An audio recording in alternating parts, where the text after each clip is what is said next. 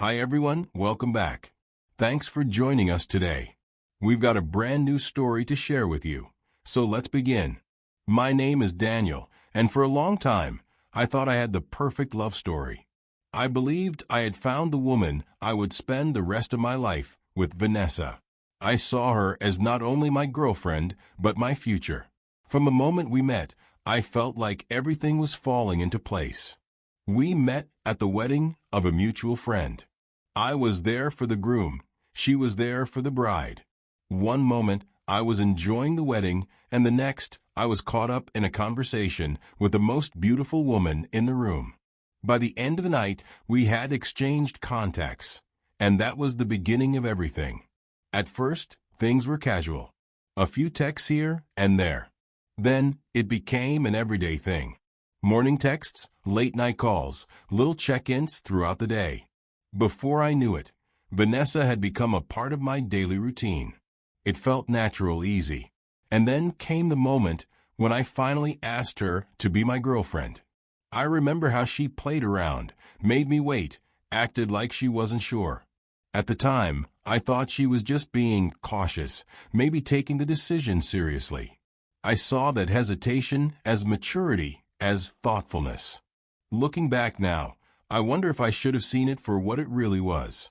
But back then, I didn't question anything. I gave her everything, my time, my love, my support. If she needed me, I was there. If she had a problem, I did everything I could to fix it. If she wanted something, I made sure she got it. I introduced her to my family, and they accepted her without question. My parents treated her like a daughter. My siblings loved her. She was welcome in my home anytime. It wasn't just my family either. I got close to hers too. I didn't just love Vanessa.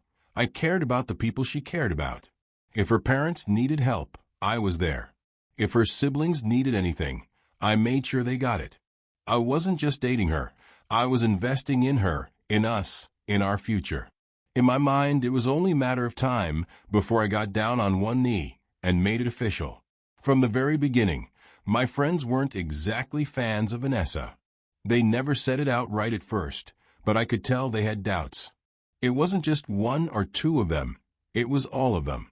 They thought she was too wild, too unpredictable, and, in their words, too much woman for someone like me. See, I'm the quiet, steady type. But Vanessa? She was loud, full of energy, and always the center of attention. My friends didn't trust that. They said she was the kind of woman who needed chaos to stay interested, and I wasn't built for chaos. They didn't hold back on their warnings either. She's using you, they'd say, shaking their heads. You're acting like a fool for her. Every time we hung out, someone found a way to bring her up, and it was never in a good way. They'd tell me I was blind, that I was letting her wrap me around her little finger. But I didn't listen. I'd just smile and tell them they were wrong. You don't know her like I do, I'd say, brushing off their concerns. I convinced myself that they were just being protective, that maybe they didn't like seeing me so invested in someone. To me, Vanessa wasn't what they thought she was. I believed she was different. She wasn't some selfish, manipulative woman out to take advantage of me. She was the best thing that had ever happened to me. Life doesn't always hand out good things, but when it does, you have to hold on to them, right? That's what I told myself. That's what I told my friends. I believed in love, and I believed in her.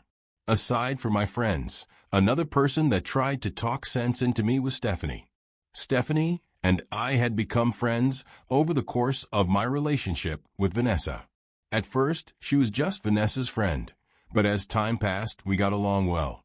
She was easy to talk to, never one to sugarcoat things, and had a bluntness that made her feel trustworthy. That's why I didn't expect what she said next.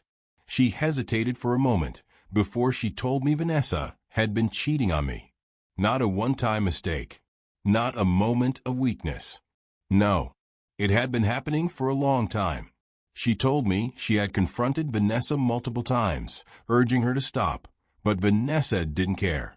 If anything, she had only gotten bolder with it. Stephanie said she couldn't keep quiet anymore. She thought I deserved to know. I stared at her. Cheating? Vanessa? It didn't make sense. We were good.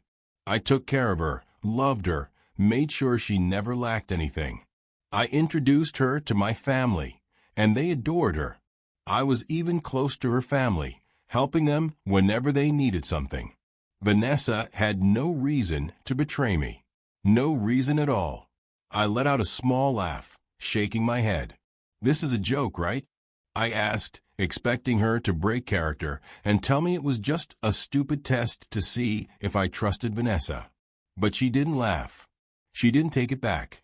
Instead, she sighed and told me she wouldn't have said anything if she wasn't sure. Still, I refused to believe it. This had to be some kind of misunderstanding. My mind searched for any explanation that made more sense than the idea that Vanessa, the woman I was planning to marry, was sneaking around behind my back. One evening, I had just gotten home from work, exhausted from the long day. My office had been a mess, and by the time I walked through my front door, all I wanted was to eat, shower, and maybe watch something mindless until I passed out. But before I could even take off my shoes, my phone rang. It was Stephanie. Again. I stared at the screen, debating whether to pick up. The second I picked up, Stephanie's voice came through sounding urgent. Daniel, if you don't believe what I told you the other day, go to Vanessa's house right now. Don't tell her you're coming. Just go. I sat down, rubbing my forehead. Stephanie, I'm tired. What exactly are you trying to? Just go. Her tone was sharp, almost desperate. I'm not playing with you. If you trust me even a little, just do it. She was serious. But still, a part of me resisted. What if I showed up and Vanessa was just home alone, minding her business? What if I looked like an idiot for doubting her? Worse, what if Vanessa found out Stephanie was feeding me these ideas and got angry at me for listening? But another thought crept in, one I couldn't shake. What if Stephanie was right? I took a deep breath, pushing off the couch. Fine. I'd go. Not because I believed Stephanie, but because I needed to prove her wrong. That way, I could finally put all this to rest and tell her to stop interfering in my relationship.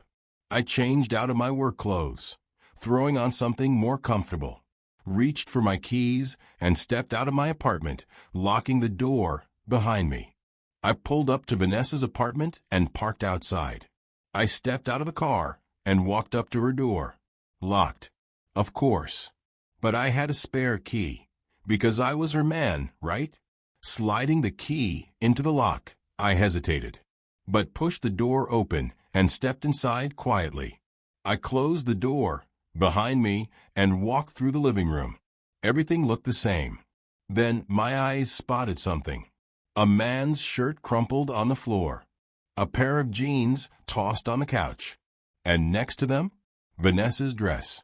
My breathing got heavier. I reached into my pocket, pulled out my phone, and hit record. If this was what I thought it was, I needed proof. Vanessa was tangled in the sheets, her bare back exposed. Straddling her was a man, tall, rough-looking, bigger than me.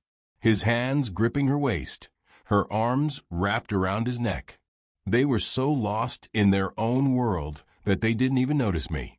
I should have yelled, but all I did was record. I stood there, watching, feeling numb. When I had enough, I stopped recording and put my phone away, then cleared my throat. The reaction was instant.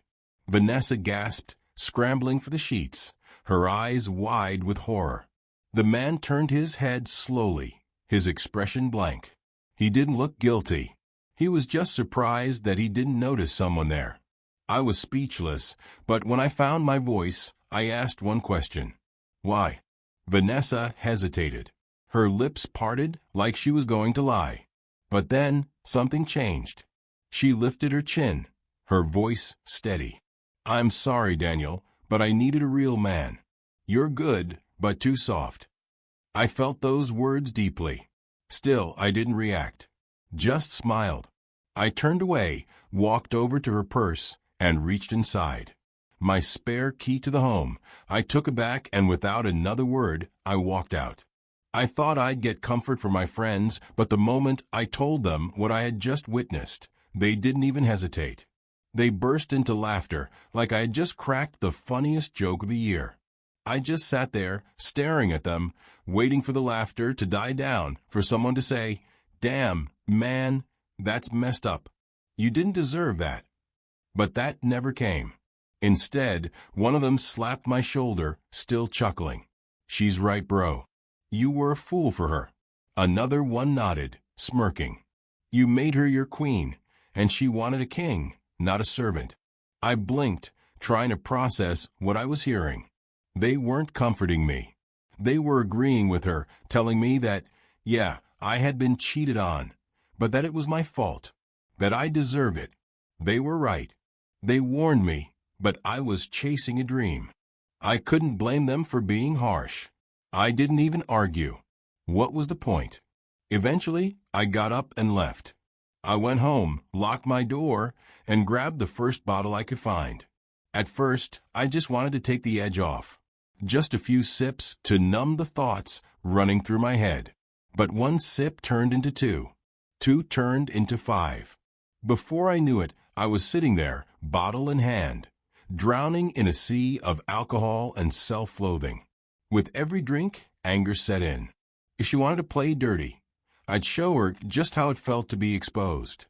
I grabbed my phone, the screen lighting up with unread messages, but I wasn't interested in them. I scrolled to my gallery, and without second-guessing, I went into every group chat we were both in. I uploaded the video. Then, I typed a message. "Be careful who you give your heart to. Some people will break your back and still tell you you're not enough." I hit send. Almost instantly, my phone started vibrating. First, one notification, then another, and then a flood, calls, texts, voice notes, all coming in at once. Names I recognized, people I hadn't spoken to in months, even some of Vanessa's closest friends. They were all seeing it. I let it all ring out. I wasn't interested in what they had to say. The job was done. I took one last swig, letting the liquor burn its way down, and set the bottle down beside me. My head felt heavier now, my body sinking into the couch. The noise of my phone buzzing became background static, meaningless. My vision blurred, my breath slowed, and before I even realized it, everything went dark. The morning after felt strangely quiet. When I checked my phone, though, that was another story. 32 missed calls. Vanessa, her friends, a couple of mutual acquaintances. The messages kept rolling in, flooding my screen like they were trying to undo everything with sheer persistence. Some were furious. I was getting cussed out left and right, called every name in the book. Others took a different approach, trying to guilt-trip me. "Be the bigger person, bro. You're better than this." Then there were the desperate ones, practically begging me to take the post down, as if the truth was only valid as long as it stayed in the dark. Vanessa's voice notes were the most pathetic. At first, she was livid. "Daniel, you ruined my life over one incident. You're sick, that." But the longer she talked, the more the anger cracked.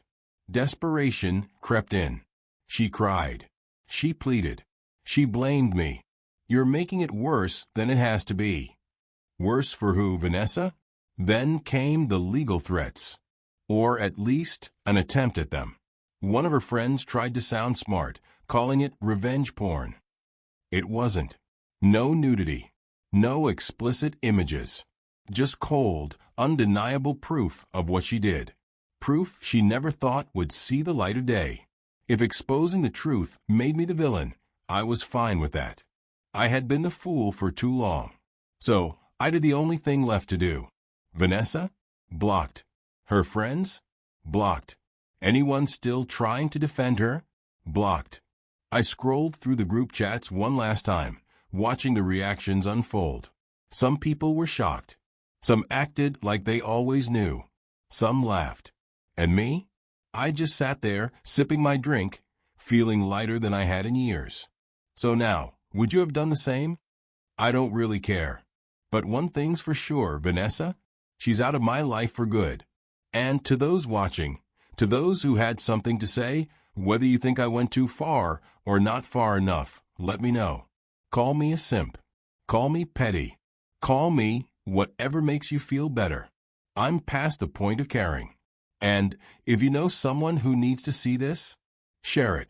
Maybe they'll learn something before it's too late.